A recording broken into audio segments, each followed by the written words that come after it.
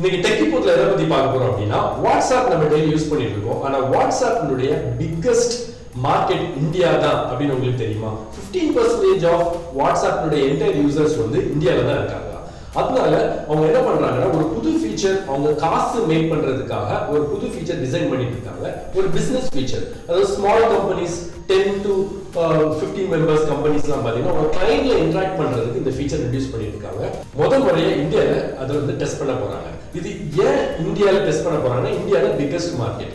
So இப்போ ரீசெண்டா பாத்தீங்கன்னா சுந்தர் பிச்சை இந்தியால வந்திருக்கும் போது என்ன சொல்லியிருந்தாங்க அப்படின்னா யூடியூப்ல உள்ள ஆஃப்லைன் ஃபீச்சர், இந்த மாதிரி பெரிய பெரிய ஃபீச்சர்ஸ்லாம் ஃபர்ஸ்ட் இந்தியால தான் பைலட் ரன் பீட்டா டெஸ்டிங் பண்றாங்க. இது எதனால அப்படின்னா இந்தியால தான் ஃபர்ஸ்டா ஒரு புது ஃபீச்சரை அடாப்ட் பண்ணி பார்க்கறதுல நிறைய பேர் இன்ட்ரெஸ்டடா இருக்காங்க அப்படின்னு. ஸோ இதுல இருந்து தெரியுது இந்தியா எவ்வளவு குளோபல் லெவல்ல ஃபர்ஸ்ட் நம்ம கிராப் பண்ற விஷயத்துல இருக்கிறோம். இணைந்திருங்கள், இது டெக் இப்போது வித் ஆஷிப் பாக்கி கொய்யா கட்சி.